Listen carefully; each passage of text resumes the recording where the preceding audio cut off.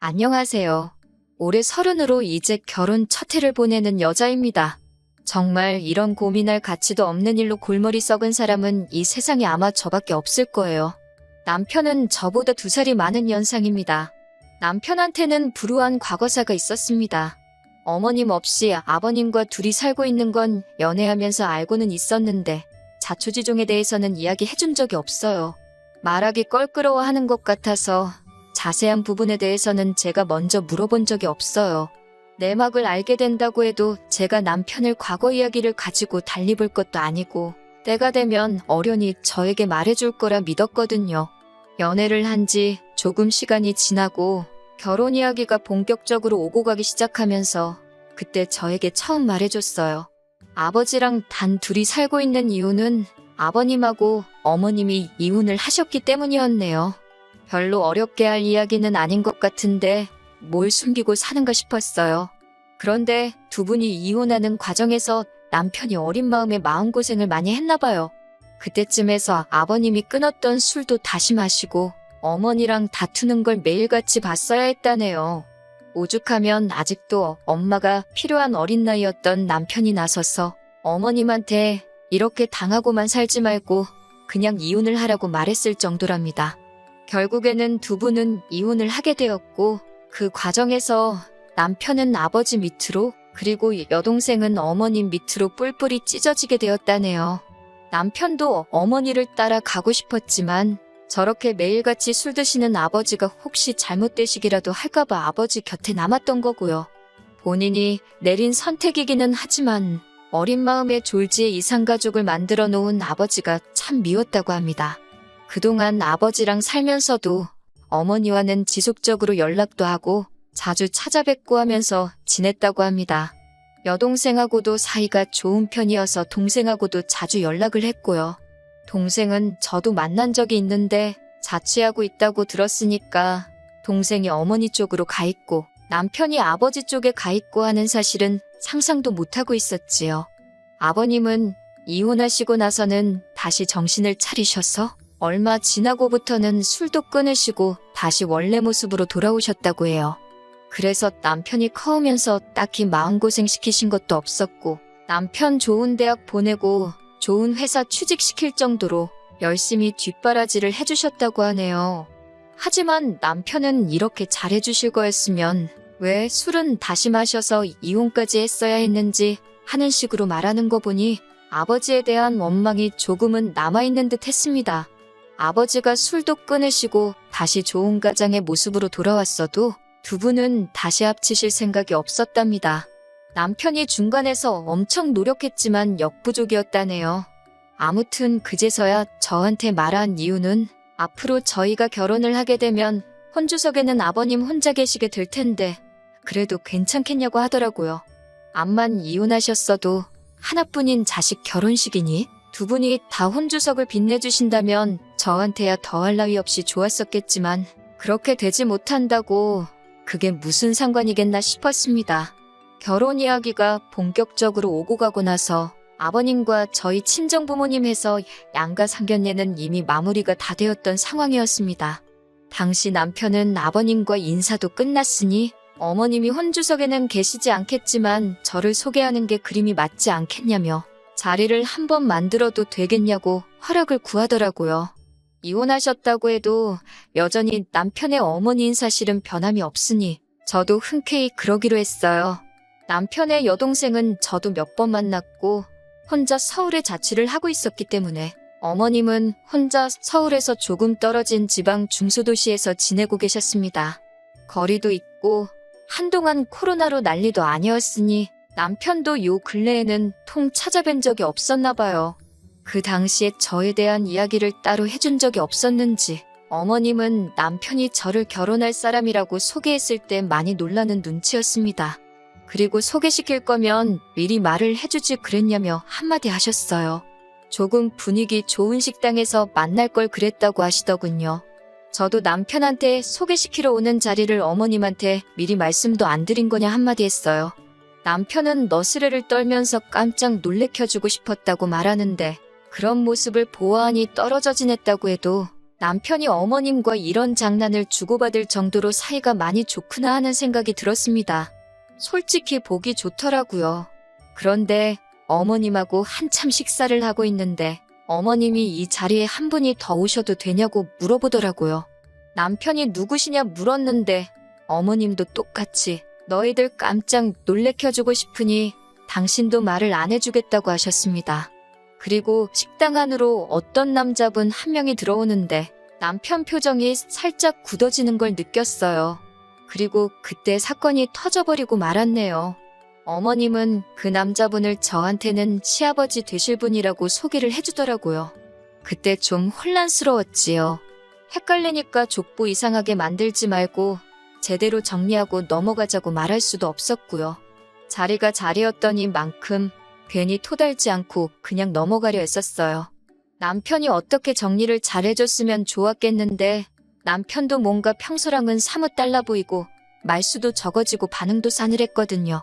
어머님이 식사도 다 끝났으니 조용한 데로 옮겨서 이야기나 더 나누자고 하시는데 남편이 급한 볼 일이 있다고 하면서 자리에서 벌떡 일어났습니다. 돌아오는 길 차 안에서 남편은 전에 없던 표정을 하고 있었어요. 무슨 일이냐고 물어보는데도 생각이 정리가 안 되는지 심각한 표정으로 운전대만 붙잡고 있었습니다. 중간중간 깊은 한숨을 계속해서 내쉬면서요. 서울에 도착하고 나서야 남편은 여동생한테 전화를 했습니다. 어머님, 아버님이 갈라선 것만 알지 자세한 내막은 제가 전혀 모르는 부분이다 보니 함부로 끼어들 수가 없었어요. 그런데 남편은 말 그대로 멘붕이 왔는지 어이없어 하면서 말을 잇지 못하더라고요. 남편은 생각이 정리가 겨우 다 된 건지 그제서야 저한테 입을 열었습니다. 눈가에는 눈물까지 고여서 자기는 이제 어떡하냐고 하면서 제 앞에서 처음 눈물을 보이더라고요. 참 놀라운 이야기였습니다. 아버님하고 어머님이 이혼할 때쯤에서 아버님께서 술 취해서 항상 어머님한테 폭언을 하며 언급하던 사람이 있었답니다. 어머님은 말도 안 되는 소리 하지 말라고 했고 아버님은 항상 술에 취해서 그러고 계셨으니 남편 눈에는 그게 다 아버님께서 어깃장을 부리고 있었다고 믿었던 거예요. 그리고 오늘 그 자리에 저희들한테 소개해준 그 사람이 아버지가 항상 어머니와 싸울 때마다 언급하던 그 사람이라는 거예요. 아버님이 술 마시고 부리는 주사와 의처증 때문에 어머니가 도망갔다고 그렇게 믿어왔는데 그게 아니었던 겁니다. 어머님이 다른 남자를 만나고 있던 게 사실이었고 아버님은 그 사실을 견디기 힘들어 끊었던 술을 입에 다시 대기 시작하셨던 거고요. 그렇다고 술을 이기지 못해 가족들한테까지 피해를 끼친 아버님 잘못이 없어지는 건 아니겠지만 남편이 원망했어야 하는 건 아버님이 아니라 어머니였다는 거죠. 동생은 이미 오래전부터 어머니가 그분을 만나고 있다는 사실을 알고 있었답니다. 자기도 이 꼴 저 꼴 보기 싫어서 독립해서 무작정 서울로 상경한 거라고 하고요. 그 과정에서 아버님한테 도움도 많이 받았다고 하네요. 다 알면서도 남편한테 말 안 해준 건? 아버님이 아들 어미 사랑이 저런데 혹시나 마음의 상처라도 받으면 어떡하냐고 비밀로 해달라고 부탁을 했었다고 하더라고요. 여동생 입장에서도 어머니가 진짜 그 사람을 남편이라고 소개할 거라고는 상상도 못했던 일이기에 그냥 그동안 알면서도 아버님 부탁 때문에 남편에게는 쉬쉬하고 있었던 거라고 합니다. 아버님 또한 아들이 상처받는 게 싫어서 남편한테는 따로 해명을 하지 않았던 거였고요. 심지어 어머님이 저한테 시아버지라고 소개해준 새아저씨는 가정이 또 따로 있는 분이라고 하더라고요. 남편 동생 말로는 이혼만 해주면 어머니랑 살림을 합치실 거라고 했다는데 15년 세월 흐르는 동안 아직도 어머님은 이혼까지 해가며 그 집구석에서 첩대접을 받으며 생활하고 있던 상황이었습니다. 남편이 자기가 아버지를 오해했다며 자기는 어떻게 하는 게 좋겠냐고 하더라고요. 평생을 그렇게 알고 지내왔는데 자초지종을 알게 된 정신적인 충격이 너무 커 보였어요. 그 충격의 크기가 얼마나 큰지 제가 감히 가늠할 수조차 없겠죠. 달리 다른 말은 못하겠고 아버님한테 이제부터라도 잘하면 되는 거라고 했습니다.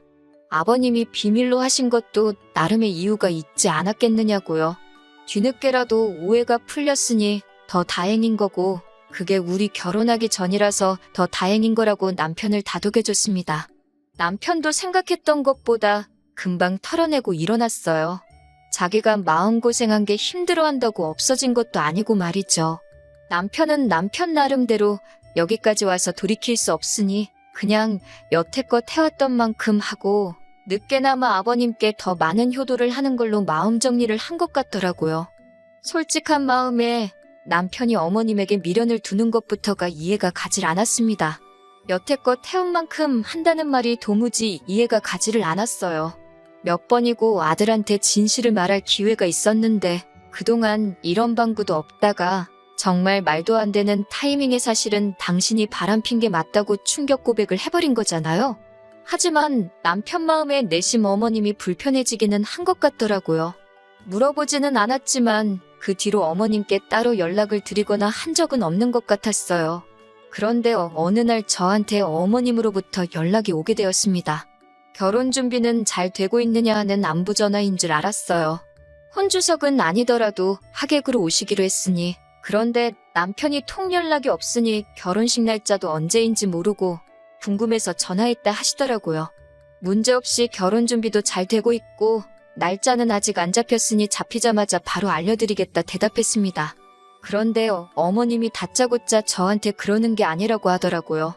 결혼이라는 게 일륜지대사인데 시어머니인 자기가 상황을 속속들이 알고 있어야 한다면서요. 그렇게 잔소리가 이어지다가 결국 저한테 전화한 본론을 꺼내시더군요. 예단은 어떻게 하기로 했냐고 물으시는 거예요. 저는 그 말을 듣고 순간 흠칫했습니다.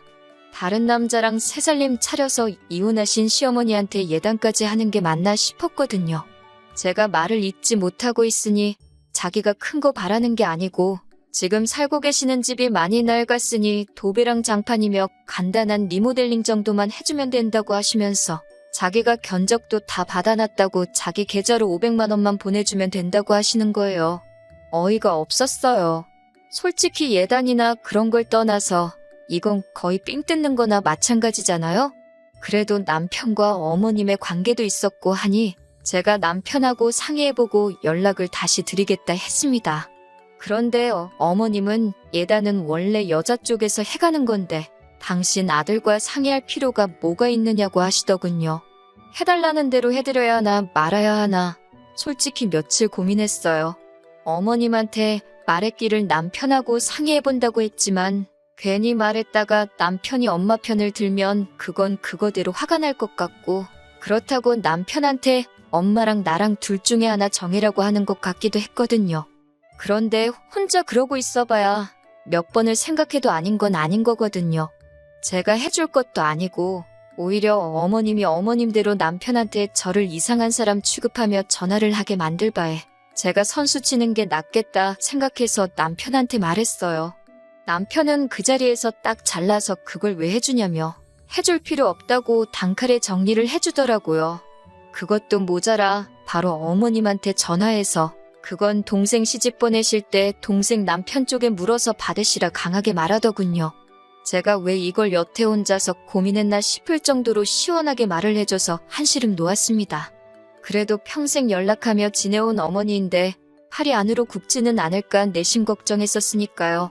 결혼식 얼마 남기지 않고 어머님이 그것 때문에 기분이 상해서 그러신 건지는 모르겠지만 막무가내로 당신이 혼주석에 새아저씨랑 같이 해서 앉아야 쓰겠다고 억지를 부리시기 시작했습니다.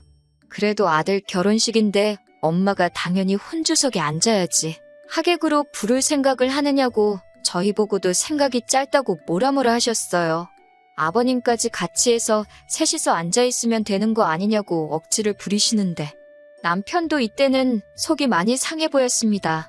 그래도 어머니 과거 마음에 묻고 아무 일도 없었던 것처럼 살기로 마음먹었는데 들어주기 힘든 요구를 계속해서 해오시니까요. 결과적으로는 어머님의 요구는 받아들여지지 않았고 기어코 어머님은 아들 결혼식의 얼굴도 내비치지 않았습니다. 남편은 덤덤하게 넘어가려고 했지만 많이 아쉬워 보였어요. 아무튼 그렇게 저희는 결혼식을 무사하게 끝마치고 정식으로 부부가 되었지요. 그리고 얼마 전 추석 연휴가 시작하기 얼마 전의 일입니다.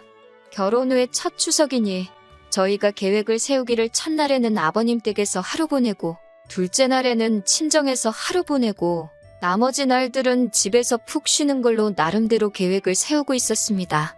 그런데 갑자기 제 전화기가 울리는데 평소와 똑같은 벨소리였는데 그날따라 소리가 불길하게 느껴지더라고요. 안 좋은 예감은 틀리는 법이 없다더니 어머님한테서부터 걸려온 전화였습니다. 결혼 전에는 예단 안 준다고 삐치고 그것 때문에 결혼식도 참석 안 하신 어머님이 하실 만한 말씀은 아니었던 것 같습니다. 이번 추석의 명절 당일날 동생 데리고 같이 내려오라고 하시더군요. 그날은 남편하고 친정에 가기로 정했다고, 그래서 못 찾아뵙겠다고 말씀드렸더니 저보고 그러는 거 아니라고 하시면서 양가를 똑같이 챙겨야 한다고 하시더라고요. 양가 똑같이 챙길 거라고 연휴 시작하면 아버님 댁에서 하루 보내고 명절 당일날에 친정에서 하루 보내기로 한 거다 하고 설명을 드렸죠. 그러니까 어머님이 여자는 명절 당일에 친정을 가는 거 아니라고, 그러니까 친정에는 명절 다음 날 가고 저희 보고 명절 당일에는 시댁으로 내려오라는 겁니다. 그 집구석이 시댁이라고 하는 것도 어이가 없었지만 더 어이가 없는 말을 이어서 하시더라고요. 첫 명절이니만큼 자기도 며느리가 차려주는 밥 한번 먹어봐야겠고 아들내외한테 효도도 받아야겠다고 하시면서요. 효도를 계속 강조하시는 걸 보니 내려와서 밥을 해주든 사주던지 하고 용돈까지 달라고 길게 돌려서 하시는 말로밖에 안 들리더군요. 듣고만 있기에는 너무 안타까워서 한마디 했습니다. 어머님한테 아무리 착각은 자유라지만 잘못해도 너무 잘못 생각하고 계시는 거 아니냐고요. 제가 어머님을 아줌마가 아니라 어머님이라고 불러드리는 이유는 남편을 낳아주신 분이기에 어머님이라고 불러드리고 있는 것일 뿐, 제가 남들 하나밖에 없는 시댁을 저 혼자만 2개를 갖고 싶어서 어머님이라고 부르고 있는 게 아니라고요. 저한테 시아버지 되실 분이라고 소개해 주셨지만 그분은 어머님이랑 사실 분이지 저랑은 상관도 없는 사람이지 않냐고. 그렇게 된다면 어머님한테 효도해야 할 자식들은 그쪽에 따로 있지 않으시냐고. 번지수 잘못 찾으신 거 아니냐고 했습니다. 왜 그쪽 집구석하고는 일도 연관없는 저희들 보고 남의 집에다가 효도를 하라고 하시는지 모르겠다고 말이지요. 자꾸 모르는 집에 효도하라고 강요하시면 저도 어머님을 어머님이라고 부르지 못하고 아줌마라고 불러야 한다고 말씀드렸어요. 어머님이 중간중간에 끼어들면서 제 말을 끊으려고 하고 말 다 했냐고 성질을 부리셨지만 아랑곳하지 않고 저도 어머님이 끼어든 말에 다시 끼어들어서 제가 하고 싶던 말 다 했습니다. 그동안 알게 모르게 마음고생하고 아직도 마음속에 죄책감을 가진 채 상처 속에 살아가는 남편을 떠올리니까 너무했다는 생각도 들지 않고 말이 술술 쏟아져 나오던걸요? 어머님은 저보고 말 잘했다고 이거 다 녹음해놨으니 자기 아들 들려주고 저는 책임지고 당신이 이혼을 시키겠네 어쩌네 하시더라고요. 그래서 저도 그러실 수 있으면 그렇게 하시라고 했습니다. 이미 제가 엎질러버린 물이고 남편이 만약에 제가 아니라 어머니를 택할 사람이라면 하루라도 빨리 털고 헤어지는 게 맞다고 생각했거든요. 남편이 퇴근할 시간이 지나서도 집에 오지를 않더라고요. 전화를 아무리 걸어도 통화 중이고 솔직히 이때 저도 안 좋은 생각을 했습니다. 어머니랑 뭔 이야기를 저렇게 오래 하길래 아직도 통화 중이고 집에도 들어올 생각을 안 하는지 걱정이 돼서 지하주차장 쪽으로 내려가니 남편이 차 안에서 통화를 하고 있더라고요. 얼마나 통화에 열중했는지 제가 근처를 지나가는데도 보지 못하고 무슨 이야기를 했는지 모르지만 제가 차 근처에 갔을 때는 통화가 마무리되고 있는 상황이었습니다. 남편은 화가 많이 나 보였고 차 밖에도 소리가 새어나올 정도로 큰 목소리로 전화를 하고 있었네요. 어머니 때문에 자기가 아버지와 평생 오해도 풀지 못할 뻔했고 동생도 저한테 비밀을 가진 채 살아갈 뻔했다고. 그런데 이제는 그걸로 모자라서 전화해서 한다는 말이 평생 함께하기로 약속한 아내하고 이혼하라고 하시냐고. 그럴 일은 죽었다 깨나도 없을 거고 어머니가 나를 아들로서 전화하는 것도 오늘이 마지막이고 자기 볼 일도 2번 다시는 없을 거라 말하고 전화를 끊더군요.